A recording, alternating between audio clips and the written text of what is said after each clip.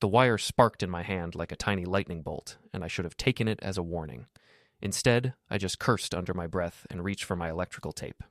Jack Parish, master electrician, getting shocked by a basic outlet replacement at 11:30 on a Tuesday night. Real professional. From upstairs came the sound of raised voices. My wife Lila and our 16-year-old daughter Maggie going at it again. Their arguments had become as regular as the evening news and about as pleasant to listen to. "You don't understand anything." Maggie's voice cut through the ceiling like a buzzsaw through pine. "Maybe if you weren't such a loser, Mom wouldn't need Eric to feel alive." I dropped my wire strippers. The tools clattered against the hardwood floor of our kitchen, the sound echoing in the sudden silence that followed Maggie's outburst. Eric Stone, my business partner since high school, my supposed best friend. Guess I wasn't the only one getting shocked tonight. I sat back on my heels, staring at the half-finished outlet. 23 years I'd been married to Lila. 16 years since Maggie was born. 12 years since Eric and I started Parish and Stone Electrical Services, building it from nothing into the most trusted contractor outfit in Millbrook. Millbrook, population 42,000 and shrinking, nestled along the Clearwater River like a tick on a dog's back. The kind of place where everyone knows everyone, where secrets travel faster than gossip, and where gossip travels faster than light. Above me, a door slammed. Footsteps thundered down the stairs. "Dad?" Maggie appeared in the kitchen doorway, her face flushed red, eyes wide with panic. She'd inherited Lila's sharp cheekbones and my stubborn chin, but right now she looked like a cornered animal. "Yeah, kiddo? I didn't mean—" She twisted her hands together. "You weren't supposed to hear that." I stood up slowly, brushing dust off my knees. "But I did hear it. It's not what you think." "What do I think, Maggie?" She opened her mouth, closed it, then turned and ran back upstairs. Another door slam. The house shook. Before we deeper into this story, I have one small request. Please subscribe, drop a like, comment, and hit that hype button to boost this channel so more people can discover these incredible Reddit stories. I walked to the kitchen window and looked out at our neighborhood. Modest two-story homes built in the 70s when the paper mill was still running and people had hope. Now, half the houses had for sale signs that never came down, and the other half should have. Mrs. Wilcox was out walking her ancient poodle, probably hoping to catch some drama through our windows. The woman collected neighborhood secrets like some people collected stamps. My phone buzzed. Text message from Lila. "Girls' weekend in the city. Sloan and I need some time away. Back Sunday night. Love you." The message was followed by a selfie. Lila and her best friend Sloan Martinez grinning at the camera, champagne glasses raised. They were in what looked like a hotel bar, all brass and leather and trying too hard to be classy. I stared at the photo. Something wasn't right. I zoomed in. There, on the nightstand barely visible in the background, was a man's watch. Silver band, blue face. I knew that watch. I'd helped Eric pick it out for his birthday 3 years ago. My hands were steady as I typed back, "Looks fun. Wish I was there." Then I grabbed my keys. The Riverside Inn squatted on the banks of the Clearwater like a concrete toad, all 70s architecture and delusions of grandeur. The kind of place that charged city prices for small-town amenities and called it boutique. I found Eric's truck in the parking lot, black Silverado with the Parish and Stone Electrical logo on the side. My company logo, our company logo. The hotel bar was called The Current because apparently naming things after the river was peak creativity in Millbrook. I walked in, ordered a whiskey, and sat at a corner table with a clear view of the entire room. Lila and Sloan were at the bar, backs to me. Lila wore the black dress I'd bought her for our anniversary last year. She was laughing at something, her hand resting on someone's arm. Eric's arm. He was leaning close, whispering in her ear. She tilted her head back and laughed again, the sound carrying across the room like breaking glass. I sipped my whiskey and watched my wife flirt with my best friend. The rational part of my brain was cataloging evidence, making mental notes. The other part, the part that had loved Lila since we were 25, was screaming. Eric got up to use the restroom. This was my chance. I walked over to their table and sat down in Eric's chair. "Jack!" Lila's face went white. "What are you doing here?" "Nice watch," I said, nodding toward Eric's Rolex sitting on the table. Not my style, though. Too flashy. But then again, Eric always did like showing off. Sloan had gone very quiet, her eyes darting between Lila and me like she was watching a tennis match. "I can explain," Lila started. "Can you?" I finished my whiskey. "Because I'm really curious about this girls' weekend that somehow includes Eric." It's not what it looks like. What does it look like, Lila? She didn't answer. Couldn't answer. Eric returned from the restroom, saw me sitting in his chair, and stopped walking. For a moment, the three of us formed a triangle of tension that could have powered the entire hotel. "Jack," Eric said. "Hey, buddy, what brings you here?" "Funny thing," I said, standing up. "I was rewiring our kitchen tonight when I heard something interesting about how my wife needs you to feel alive." Eric's face flushed red. "Look, man, I can explain." "No need." I dropped a 20 on the table. "Drinks are on me, all of them, past, present, and future." I walked out of the bar, through the lobby, and into the parking lot. The night air was cool and clean, carrying the smell of the river and the promise of rain. Eric's truck sat there like an accusation. I pulled out my pocket knife, the same one I'd carried for 15 years, the one Eric had given me when we started the business. The blade was sharp enough to cut wire, and apparently sharp enough to cut through friendships too. I walked around to the driver's side and dragged the knife along the paint, spelling out "liar" in letters 2 feet tall. Then I moved to the tires. 1, 2, 3, 4. The hissing sound of escaping air was oddly satisfying. Mrs. Wilcox's poodle was yapping in the distance. I looked up and saw her standing under a streetlight 3 blocks away, close enough to see me, far enough to pretend she hadn't. Perfect. I got in my truck and drove home, leaving Eric and Lila to figure out their own transportation. In my rearview mirror, the Riverside Inn grew smaller and smaller until it disappeared entirely. Back home, I sat in my kitchen and stared at the unfinished electrical work. The outlet hung open like a wound, wires exposed, waiting to be connected. My phone buzzed. Unknown number, but I recognized the photo. Me standing next to Eric's truck, knife in hand. The message was simple. "We saw you." I smiled and typed back, "Good, make sure everyone else sees too." Then I went upstairs to pack Lila's bags. By Thursday morning, the whole town knew. Mrs. Wilcox had worked her magic, and the story of Jack Parish catching his wife with Eric Stone had spread through Millbrook like electricity through copper wire. I was at Benny's Hardware, picking up conduit for a job, when the whispers started. "Poor Jack," someone said behind me. 23 years of marriage down the drain. "I heard she's been carrying on with Eric for months," another voice added. "Right under his nose." I turned around. 2 guys from the paper mill, both customers of mine over the years. They saw me and went quiet, their faces turning red. "Morning, fellas," I said. "How's the wife, Tom?" Tom Brennan shuffled his feet. Fine, Jack. Real fine." "Good to hear. Marriage is sacred, don't you think?" They nodded and hurried away, leaving me alone with Benny Martinez, Sloane's ex-husband and the owner of the hardware store. "Rough week?" Benny asked, ringing up my purchase. "Getting better every day." "Sloane called me, said you made quite a scene at the hotel." I handed him my credit card. "Did she mention she was there too?" "Funny how that works." Benny's expression darkened. "Sloane's a good woman. She was just being a friend." "Sure she was. Just like Eric was being a friend when he was whispering sweet nothings in my wife's ear." "Look, Jack, I know you're hurting, but nothing." I signed the receipt. "Your ex-wife helped orchestrate this whole thing. She's been Lila's wingman for months, probably longer. So don't lecture me about good women." I left Benny standing there with his mouth open and drove to the job site, a new medical complex on the south side of town. Eric was already there, supervising the apprentices as they ran cable through the walls. He saw me coming and straightened up, his hand moving instinctively to his tool belt, like he was getting ready for a fight. "We need to talk," he said. "No, we don't." "Jack, come on. We've been friends since high school. Friends don't screw their friends' wives." The apprentices had stopped working and were watching us like we were a reality TV show. Great. More witnesses. "It just happened," Eric said. "We didn't plan it." "What? You accidentally fell into bed together? Repeatedly?" "It's not like that." "Then what's it like, Eric? Help me understand how my business partner and my wife ended up playing house at the Riverside Inn." Eric glanced around at the watching apprentices, then back at me. "Can we do this somewhere private?" "Why? Embarrassed? Funny how that works. You weren't embarrassed when you were pawing my wife in public, but now you want privacy."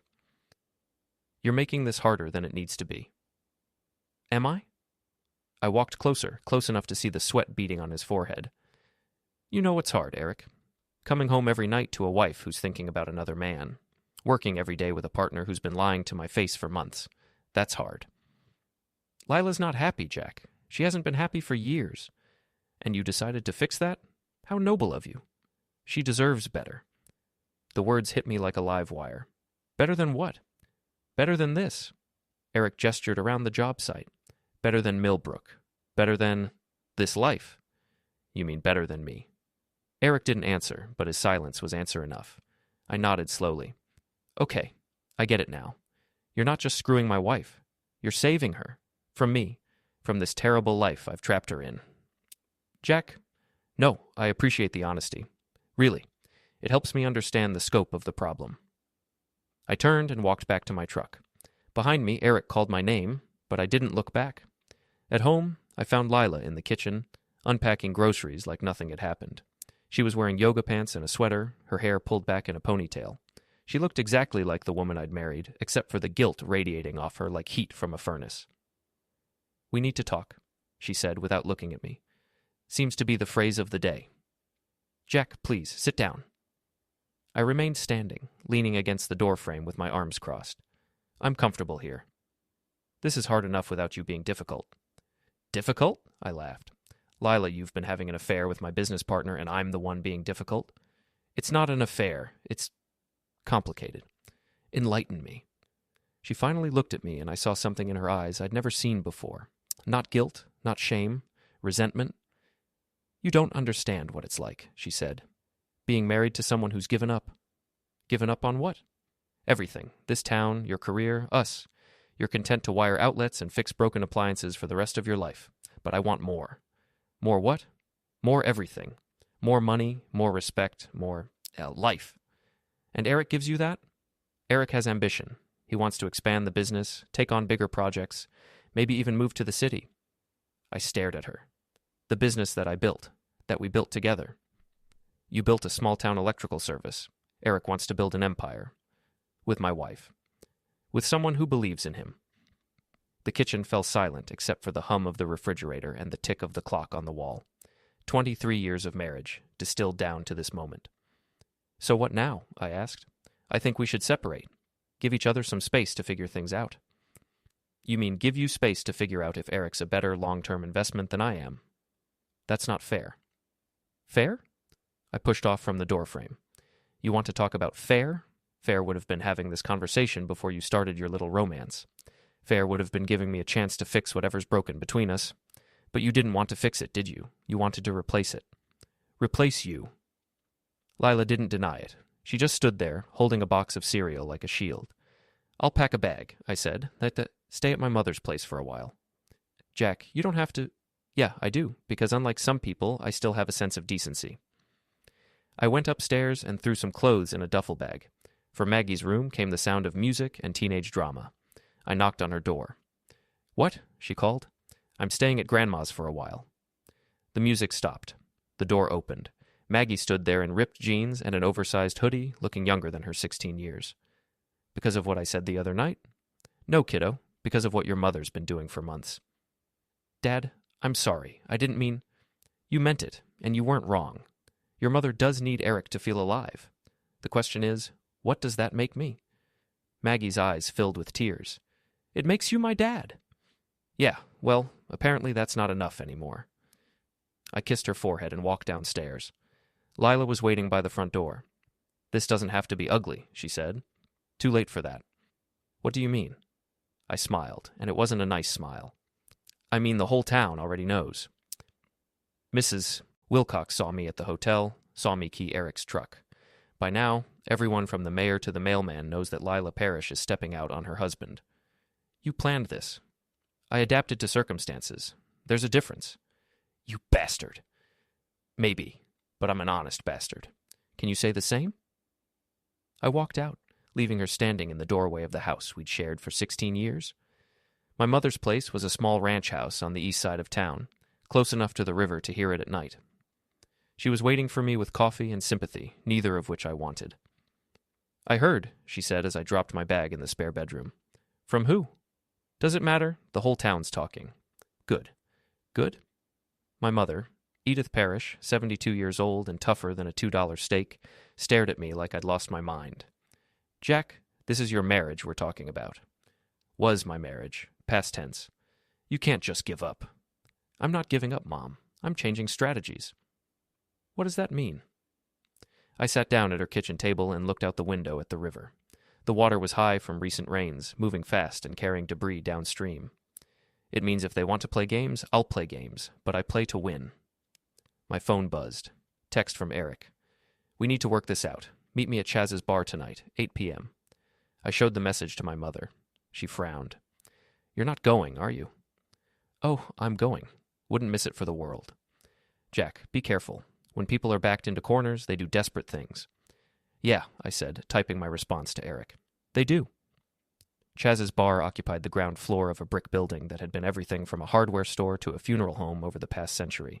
Now it served watered-down drinks to the kind of people who had nowhere else to go on a Thursday night.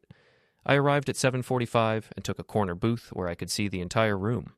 The usual suspects were there, unemployed mill workers, divorced guys nursing grudges along with their beers, and a handful of women who'd given up on finding Prince Charming and settled for whoever was buying the next round. Eric walked in at 8 sharp, looking around nervously until he spotted me.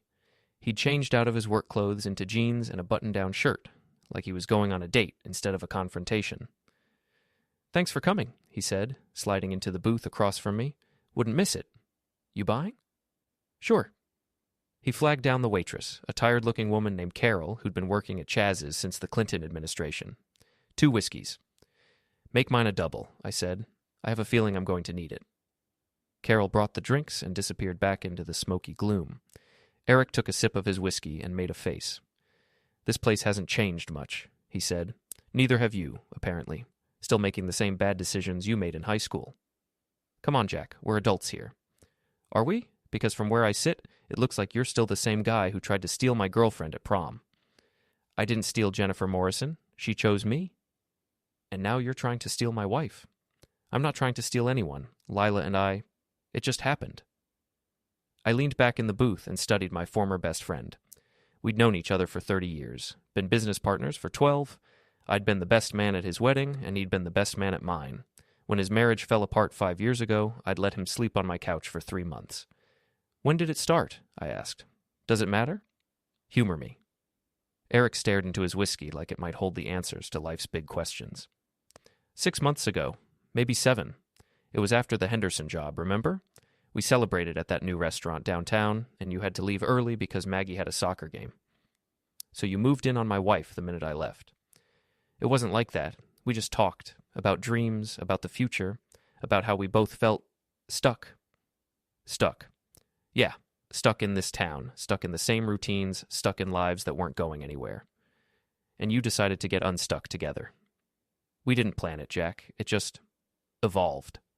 I drained my whiskey and signaled Carol for another. Evolved. That's a nice word for it.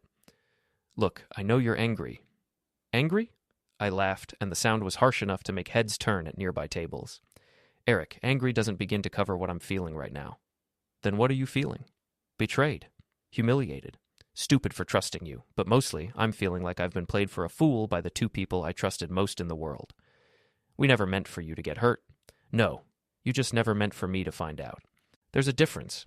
Eric leaned forward, his voice dropping to a whisper. What do you want from me, Jack? You want me to apologize? Fine, I'm sorry. You want me to end it with Lila? I can't do that. Why not? Because I love her. The words hung in the air between us like smoke from a fire that couldn't be put out. You love her, I repeated. Yeah, I do. And she loves you? She says she does. Well then, I guess that settles it. You 2 can ride off into the sunset, and I'll just fade away into the background like a good little cuckold. It doesn't have to be like that. No? How does it have to be, Eric? You keep screwing my wife, I keep pretending not to know about it, and we all live happily ever after? We could dissolve the partnership, split the assets. You could start fresh somewhere else. I stared at him. You want me to leave town? I'm just saying it might be easier. For who? For you and Lila, so you don't have to see the wreckage of what you've done every day? For everyone, including you. How thoughtful. You destroy my marriage, steal my business partner, and then suggest I run away so you don't have to feel guilty about it. I'm trying to find a solution that works for everyone. Here's a solution that works for me. You and Lila can go straight to the devil. I stood up, threw a 20 on the table, and walked toward the door. Behind me, Eric called my name, but I didn't turn around. Outside, the night air was cool and clean, a sharp contrast to the smoky atmosphere inside Chaz's. I sat in my truck for a few minutes, watching people come and go from the bar, thinking about everything Eric had said. He loved her. She loved him. They wanted me to disappear so they could be happy. Well, I had news for them. I wasn't going anywhere. I drove to the office, a small building on Industrial Road that housed Parish and Stone electrical services. I had keys, of course. I was half owner of the business, at least for now. The office was dark and quiet. I turned on the lights and went to the filing cabinet where we kept our client contracts. 12 years of work, hundreds of jobs, thousands of hours of labor. I started making copies. Every contract, every invoice, every piece of paper that showed my contribution to the business. If Eric wanted to dissolve our partnership, he was going to pay for the privilege. My phone rang. Lila. "Where are you?" she asked. "Working." "Jack, we need to talk about Maggie. She's upset." "About what?" "About us. About the separation. She's blaming herself." "She should be blaming you. That's not fair." "You keep using that word. I don't think it means what you think it means." "She's our daughter, Jack. Whatever's happening between us, she doesn't deserve to be caught in the middle." "Then you should have thought of that before you started your affair." "I'm trying to protect her." "From what?" "From the ugliness. From the anger. From watching her parents destroy each other." I looked around the office, at the awards on the wall, the photos of completed projects, the evidence of everything Eric and I had built together. Too late for that, Lila. The ugliness is already here. The only question now is how much damage it's going to do. It doesn't have to be this way. Yeah, it does. Because you made a choice. You chose Eric over me, excitement over stability, the unknown over the familiar, and choices have consequences. What does that mean? It means you're about to find out what life is like when you don't have Jack Parish to fall back on. I hung up and went back to copying files. Outside, Millbrook slept peacefully, unaware that one of its most stable marriages was about to become its biggest scandal. By the time I finished, it was past midnight. I loaded the copies into my truck and drove home. Not to my mother's house, but to the house I'd shared with Lila for 16 years. The lights were off, but I could see the glow of a television from the living room window. I used my key to let myself in. Lila was on the couch, wrapped in a blanket, watching some late-night movie. She looked up when I walked in. "I thought you were staying at your mother's." "I changed my mind. This is still my house." "Jack, please, not tonight." "I'm tired." "So am I. Tired of being lied to. Tired of being made a fool of. Tired of pretending this is all going to work out somehow." I sat down in my recliner, the chair I'd bought with my first big paycheck from the business, the chair where I'd held Maggie when she was a baby, the chair where I'd fallen asleep watching football games and late-night movies with my wife. "What do you want?" Lila asked. "I want my life back. The life I had before you decided you needed something more." "That life is gone, Jack. We can't go back." "No, we can't. But we can go forward, on my terms." "What does that mean?" I smiled, and this time it was a nice smile, the kind of smile a man wears when he's figured out exactly how to solve his problems. "It means the game just changed, Lila, and you're not going to like the new rules." The next morning, I woke up in my own bed for the first time in 3 days. Lila had spent the night in the guest room, and the house felt like a demilitarized zone, tense, quiet, and dangerous. I was in the kitchen making coffee when Maggie came downstairs, dressed for school, but moving like she was walking through quicksand. "Morning, kiddo." "Are you and Mom getting divorced?" she asked without preamble. "Probably." "Because of Eric?" "Because of a lot of things. Eric's just the most recent." She poured herself a bowl of cereal and sat down at the kitchen table. "This is so messed up." "Yeah, it is. All my friends are talking about it. Jenny Morrison's mom saw you at Chaz's last night with Eric. She said you looked like you wanted to hit him. Jenny Morrison needs to tell her mom to mind her own business. Is it true? About Mom and Eric?" I looked at my daughter, really looked at her. She had Lila's eyes, but my stubborn streak, and right now she looked like she was carrying the weight of the world on her shoulders. "Yeah, kiddo, it's true." "How long? Does it matter?" "It matters to me." I sat down across from her. "A few months, at least. Maybe longer." "And you just found out?" "I suspected something was wrong. I didn't know what until Tuesday night. Thought..." Maggie pushed her cereal around in the bowl without eating it. "I feel like this is my fault." "Why?" "Because of what I said. About Mom needing Eric to feel alive. If I hadn't said that..." "Maggie, stop. This isn't your fault. You didn't make your mother have an affair. You didn't make Eric betray our friendship. You're 16 years old. The only thing you're responsible for is getting good grades and not staying out past curfew. But I knew something was going on. I saw them together at the hardware store last month, and they were acting weird. I should have told you. No, you shouldn't have. That wasn't your job. Then whose job was it? Your mother's. She should have told me she was unhappy. She should have told me she wanted something different. Instead, she decided to go find it behind my back. Lila appeared in the kitchen doorway, wearing her courthouse clothes, a navy blue suit that made her look professional and untouchable. "Good morning," she said, like we were strangers sharing an elevator. "Morning," I replied. She poured herself coffee and stood by the counter, creating as much distance as possible between herself and the rest of us. "Maggie, you're going to be late for school," she said. "I'm not hungry. You need to eat something. I need my parents to stop acting like children." The kitchen fell silent. Maggie grabbed her backpack and headed for the door. "I'll walk to school," she said. "Maybe by the time I get home, you two will have figured out how to be adults." The front door slammed behind her, leaving Lila and me alone with our coffee and our mutual resentment. "She's right," Lila said. "We're acting like children." "Speak for yourself. I'm acting like a man whose wife is cheating on him." "Jack, please, can we try to handle this with some dignity?" "Dignity?" I laughed. "Lila, you've been screwing my business partner for months.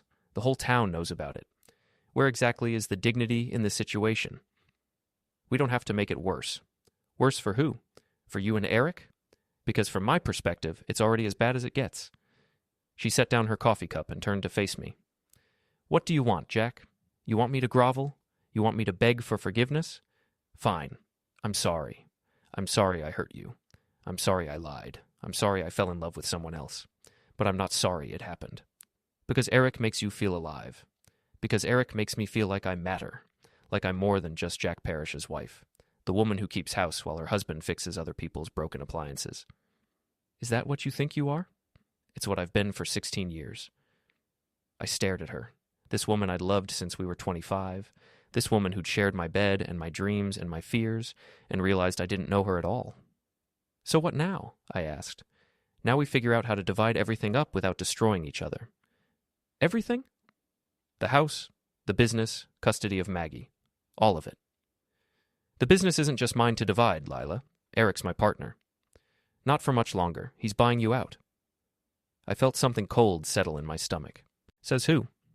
"Says Eric. He talked to a lawyer yesterday.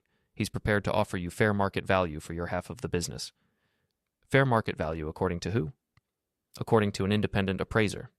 And if I don't want to sell? Then you'll have to work with him every day, knowing what you know, feeling what you feel. How long do you think you can handle that?" She had a point, and we both knew it. The business couldn't survive with Eric and me at each other's throats. "I'll think about it," I said. "Don't think too long. Eric wants to move fast on this." "I bet he does." Lila picked up her briefcase and headed for the door. "I'm working late tonight. Don't wait up. Working late or working Eric?" She stopped walking, but didn't turn around. "That's beneath you, Jack." "Is it? Because from where I stand, it looks like everything's beneath me these days." She left without another word, and I was alone in the kitchen with my coffee and my anger. I called in sick to work, the first time I'd done that in 5 years, and spent the morning making phone calls. First to my lawyer, then to an accountant, then to a private investigator named Tommy Polk, who owed me a favor from when I'd rewired his office for free. "I need to know everything," I told Tommy. "How long it's been going on, where they meet, what they're planning, everything." "This is going to get expensive, Jack." "I don't care. I want to know what I'm dealing with." "And what are you planning to do with the information?" "I'm planning to protect myself." "From what?" "From getting screwed twice." That afternoon, I drove to the gym where I used to box, a rundown place called Red's, owned by my old trainer, Red Murphy. Red was 73 years old and looked like he'd gone 10 rounds with life and lost, but he still knew more about fighting than anyone in Millbrook. "Jackie boy," he said when I walked in. "Haven't seen you in months." "Been busy." "I heard. Whole town's talking about your wife and Eric Stone." "Yeah, well, that's why I'm here. I need to hit something." Red looked me up and down, taking in the tension in my shoulders, the anger in my eyes, the way my hands were already curled into fists. "You planning on hitting Eric?" "I'm planning on hitting whatever you put in front of me." "Good answer. Get changed." I spent 2 hours working the heavy bag, the speed bag, and the double-end bag, trying to pound out 16 years of frustration and betrayal. By the time I was done, my hands were raw and my shirt was soaked with sweat, but I felt clearer than I had in days. "Feel better?" Red asked as I wrapped my hands. "Getting there." "You know, Jackie, sometimes the best revenge is just living well. And sometimes the best revenge is making sure the other guy doesn't." Red nodded slowly. "Just remember, once you start down that road, it's hard to turn back." Maybe I don't want to turn back. Maybe not. But think about your daughter. Think about what kind of man you want her to remember. I thought about Maggie, about the disappointment in her eyes that morning, about how this whole mess was affecting her. "I'm thinking about her," I said. "I'm thinking about what kind of world I want to leave her. One where people can lie and cheat and betray without consequences, or one where actions have meaning." "And which world is that?" "The one where Jack Parish doesn't roll over and play victim." I drove home as the sun was setting, painting the sky over Millbrook in shades of orange and red. The house was empty, Lila working late, Maggie at soccer practice. I sat in my recliner and opened a beer, thinking about everything that had happened in the past week. A week ago, I'd been Jack Parish, successful businessman, devoted husband, loving father. Now I was Jack Parish, town cuckold, soon-to-be ex-husband, weekend dad. But maybe that wasn't the whole story. Maybe there was another version of Jack Parish waiting to be born. A version that didn't take betrayal lying down. A version that fought back. My phone buzzed. Text message from an unknown number. "Check your email." I opened my laptop and found a message from Tommy Polk with a dozen attached photos. Eric and Lila at the Riverside Inn. Eric and Lila at a restaurant in the next town over. Eric and Lila in the parking lot behind the office, kissing like teenagers. The last photo showed them coming out of a real estate office in the city, holding hands and smiling. I called Tommy. "What's the real estate office about?" I asked. "They're looking at apartments. Seems like they're planning to make this permanent." "Apartments where?" "Downtown. High-end stuff. Way more than either of them can afford separately." "But together?" "Together, they might be able to swing it, especially if Eric gets your half of the business at a discount." I stared at the photos, understanding finally dawning. This wasn't just an affair. This was a business plan. They weren't just stealing my wife. They were stealing my life. "Tommy, I need you to dig deeper. I want to know everything about their finances, their plans, their secrets. All of it." "Jack, what are you planning?" "I'm planning to give them exactly what they deserve." "Which is?" I smiled, and this time it was the kind of smile that would have made Red Murphy proud. A lesson in consequences. The Millbrook Community Center's annual fundraiser was the social event of the year, a chance for everyone in town to pretend they were more important than they actually were. I'd been planning to skip it, but Tommy Polk's latest batch of photos changed my mind.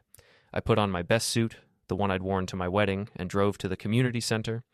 The parking lot was full of cars I recognized, belonging to people who'd been whispering about me for the past 2 weeks. Inside, the main hall was decorated with balloons and streamers, trying to disguise the fact that it was still just a glorified gymnasium.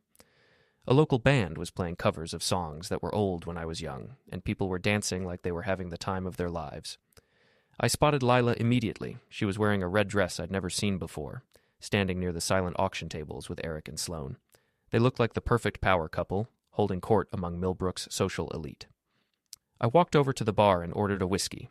The bartender, a kid from the high school who was probably earning community service hours, poured it with shaking hands. "Easy there, champ," I said. "It's just alcohol, not nitroglycerin." "Sorry, Mr. Parish, I'm just nervous." "About what?" "About serving drinks. I've never done this before. First time for everything. Just remember, everyone here puts their pants on one leg at a time." I took my drink and wandered through the crowd, nodding to people I'd known for years. Some nodded back. Others suddenly found their shoes very interesting. Mrs. Wilcox appeared at my elbow like a bad rash. "Jack, I'm so surprised to see you here." "Why? I live in this town too." "Well, yes, but with everything that's been happening..." "You mean with my wife having an affair?" "Yeah, that's been the talk of the town, hasn't it?" Mrs. Wilcox's face turned red. "I didn't mean..." "Sure you did. You meant exactly that. But here's the thing, Mrs. Wilcox. I'm not the one who should be embarrassed. I'm not the one who broke my marriage vows." I walked away, leaving her standing there with her mouth hanging open. The evening's entertainment was the usual small-town fare, a speech by the mayor about community spirit, a presentation about the new playground equipment, and a raffle for a weekend getaway that nobody really wanted to win. Then came the moment I'd been waiting for. "Ladies and gentlemen," the mayor announced, "we'd like to invite Lila Parish to say a few words about our legal aid fund." Lila walked to the microphone, smiling graciously as the crowd applauded. She looked confident, poised, completely in control. "Thank you," she began. "As many of you know, I've been working with the Legal Aid Society to provide free legal services to families in need." I pulled out my phone and opened the slideshow I'd prepared. Photos, documents, text messages, everything Tommy Polk had gathered over the past 2 weeks. Because everyone deserves access to justice, regardless of their economic circumstances. I connected my phone to the community center's Wi-Fi network, the same network that controlled the projection system Lila was using for her presentation. And that's why I'm proud to announce that Parish and Stone Electrical has agreed to donate their services to wire the new legal aid office. I tapped the screen. The projection behind Lila changed from her prepared slides to a photo of her and Eric kissing in the parking lot behind our office. The crowd went silent. Someone gasped. Lila turned around and saw the photo, her face going white. "What?" she started to say. I tapped the screen again. Another photo, Eric and Lila coming out of the real estate office, holding hands. "Jack," Lila shouted, spotting me in the crowd. "Stop this." "Why?" I called back. I thought everyone deserved access to the truth, regardless of their economic circumstances. Another tap. A screenshot of text messages between Lila and Eric discussing how they were going to handle the Jack situation. The crowd was buzzing now, people pulling out their phones to take pictures and videos. This was going to be all over social media within minutes. Eric pushed through the crowd toward me, his face red with anger. "You son of a—" He swung at me. I ducked, and his fist connected with Tom Brennan's nose instead. Tom went down hard, his wife screaming. "Eric Stone, ladies and gentlemen," I announced to the crowd. "My business partner, my best friend, and my wife's lover. Let's hear it for him." Eric tried to swing again, but this time I was ready.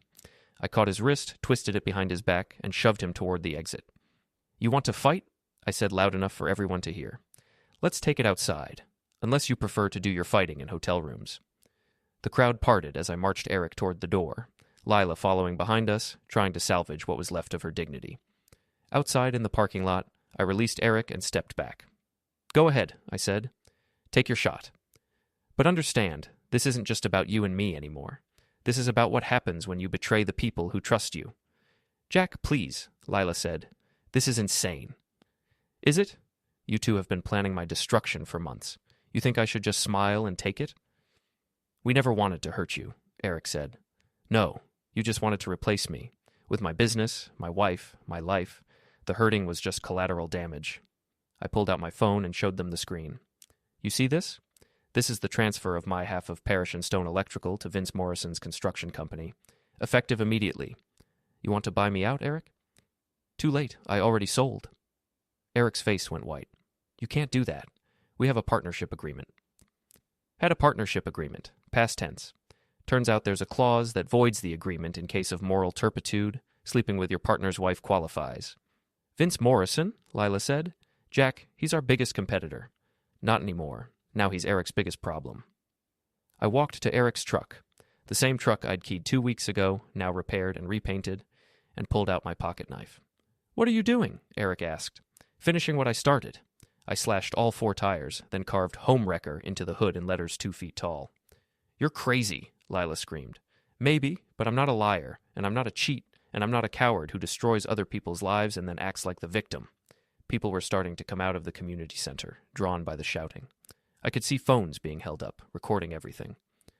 "This is what happens," I announced to the growing crowd, "when you betray Jack Parish, when you lie to Jack Parish, when you think Jack Parish is going to roll over and let you destroy everything he's built." I walked to my truck and got in. Through the windshield, I could see Lila and Eric standing in the parking lot, surrounded by the wreckage of their carefully laid plans.